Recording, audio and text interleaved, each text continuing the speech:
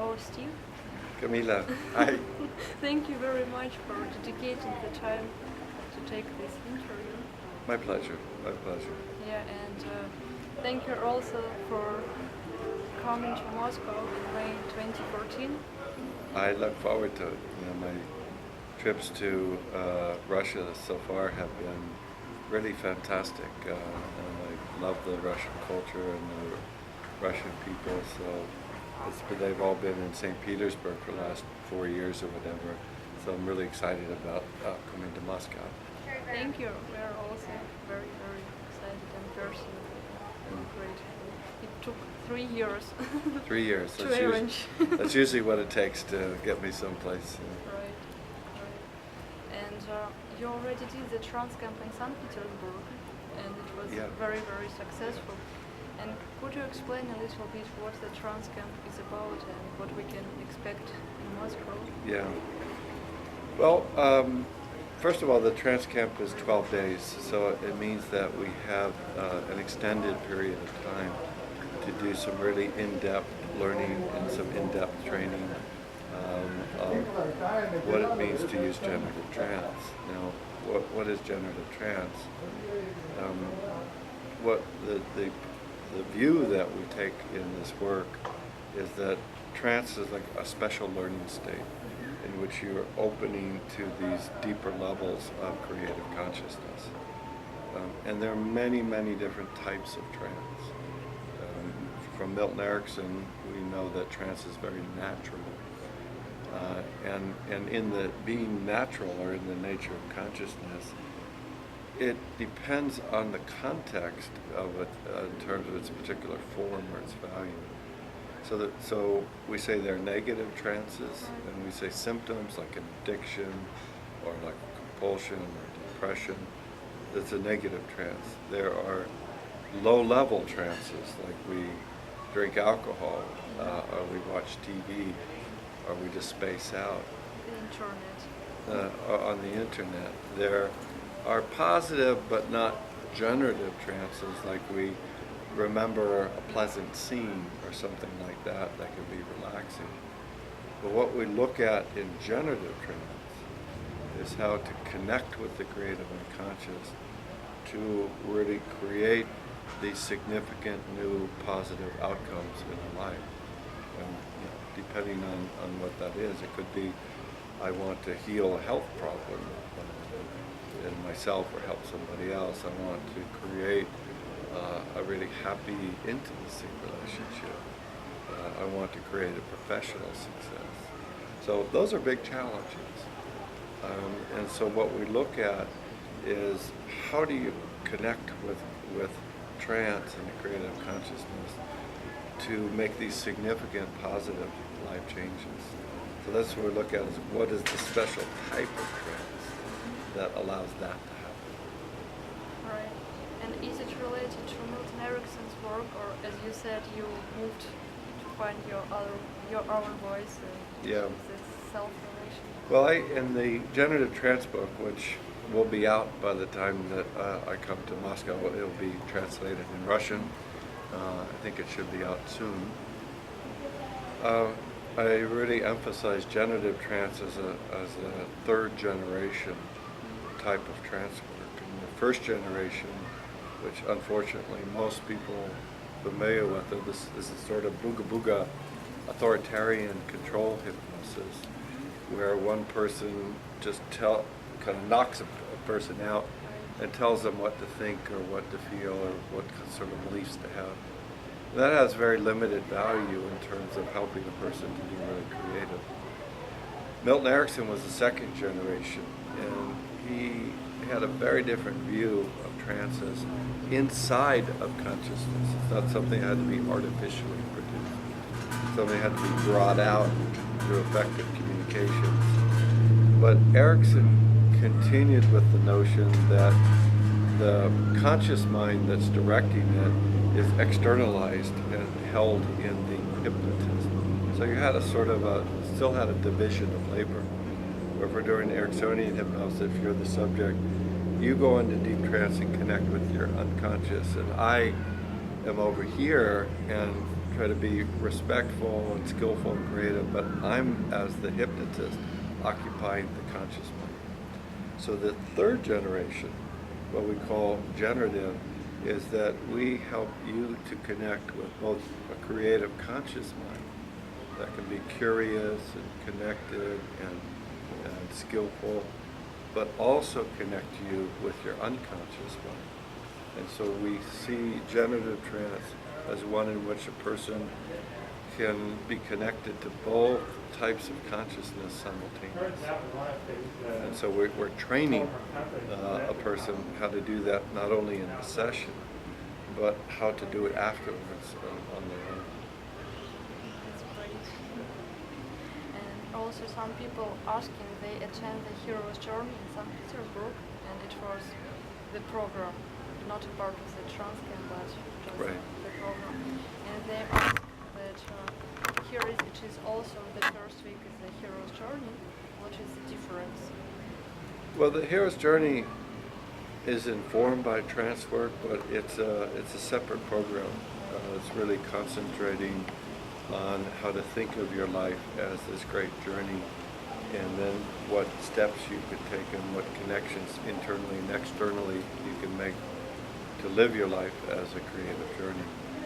In the generative trance, we're primarily focusing on how to learn how to do this, how to develop a trance, creative trance in yourself and in other people, and then to use it for positive purposes. So there's much more of a primary emphasis on how to know trance, how to develop trance, and then how to use trance skillfully.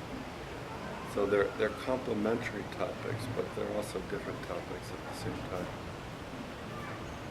It's good to know. So people who already did the Hero Journey, they might find new things here. Oh, they definitely find new things. And I better, in 2 or 3 years, I better have changed, or else I shouldn't continue to teach. So to me, what is really great about this kind of work is that not only does it allow you, but it sort of forces you to continue to grow and change, because you can't really be in a creative state unless you're continuing to evolve or change. So one of the things that many people say when they come to a workshop, they say, "Oh, I saw you 5 years ago, and you're talking about something in a very, very different way." So I'm fairly confident that it won't be a repeat of what people experienced before. Right, even people who did already TransCamp, because here in San Diego, I'm doing the TransCamp now. We're here in San Diego TransCamp. Yeah, and there are many people who are doing this 5th time, 6th time. Yeah. And many people say, I'd say, the people who come back say it's much better the second time. The first time you're learning all these kind of the signs in the road, and it's new, and the second time is you can recognize some of the road maps, and you can really feel into, this is what the work is really about. Really feel it as a whole and have more confidence and capacity to learn it. Personally, I'm in trance here all the time, and I really feel that I need to do it 3 or 4 times at least more to get it. Yeah, so would you say you're in trance right now, Camila? A little bit. And the other question that people often ask is, for whom is this training, the TransCamp? If it is for professionals, or if people do not know, are not psychologists or psychotherapists, if they can do it? Well, it's for people who are seriously interested in learning how consciousness can transform and change and move to the highest level in whatever area that they're interested in. I'm a psychologist. I've been a psychotherapist for many years. So there are many people who come who are health professionals, and they get a special value because I'm saying to learn the work, you need to learn it first for yourself. and then you get even better by being able to apply it to others. But you don't have to be a health professional. So we have people from with different professions and different occupations. But at the same time, it's not, shall we say, for the person who doesn't want to take the topic seriously, because it does require commitment. Right. And it's not surface work. You know, we think we need to make sure it's safe, and it's very important that it's fun. Yeah, but we're also really saying this is for going to a deeper level of connection with life, your life, with the greater life. So people have to come with that sort of interest and commitment. That's good to know. And the last probably question is for what kind of purposes this work is developing the consciousness and the creating consciousness. How people can apply it on their certain purposes? What kind of purposes? Well, I mean, in some significant way, there are multiple purposes. So it's important for you know, or anybody coming to have a clear sense. And that's what we do at the TransCamp, is we ask people to think about and write down what are their intentions, what are their goals. And then during the course, we're asking people to specifically work on what their actual goals are. But the general purpose is to learn how to set a positive, significant goal. I was talking about maybe it's I want to bring my body to a new level of health. I want to bring my professional work to a higher level of success and a greater level of effectiveness. I want my personal life to have more happiness and better intimacy. So if you have that goal, what the work is about is finding out what kind of inner state that you can develop in all the different levels, that you make these positive connections and create this state so that you can then be able to actually pursue that goal and have success realizing. So that's what, that's what we start in each session, is, seeing here, we settle people down, we connect them to something underneath the surface talking mind, and then we ask people to sense what is it that you most want in your life. And the work is an exploration of how you can make your dreams come true. And you said that it's about setting the goals, and what I found out here that many times you think that you have this goal or this desire or this problem, but during the trance you find out that it's something different. It often changes. More honest. Isn't that like life itself? Right. The ideas that we have when we set out on a journey may be such and such, but as we go deeper into our journey, there's quite a discovery process about what we're really called to do and what really our deepest values are and our deepest longings are. So there is a shift, and trance helps you to settle down so that you can really find the deeper truth of who you are and the life that you want to be leading, and then to find the skills to be able to do that. Last of the last, do you have any recommendations for people how to prepare themselves for this work, for this kind of work? You already said to write down the goals, but there is something. Well, you can read the books. You can read Milton Erickson. You can go on YouTube. But just really cultivate this sense of what I'm looking to do is live a creative life. What I'm looking to do is not be limited to negative beliefs or personal fears, but to see how I can open to a much bigger place of consciousness.